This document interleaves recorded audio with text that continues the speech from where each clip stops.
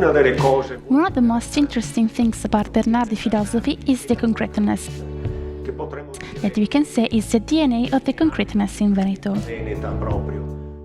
He first created this engine and he built it, checked if well worked, and then he patented, contrarily to others that, even before Bernardi, had deposed patents but have not been followed because they were not carried out.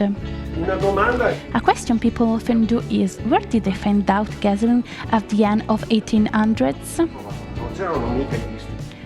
Obviously, there were not gas stations, but were grocers selling gasoline in tins, because it was used mainly for lighting, but he had also other purposes. The Bernardi stock of insight was using this product, which is explosive, to make the engine work.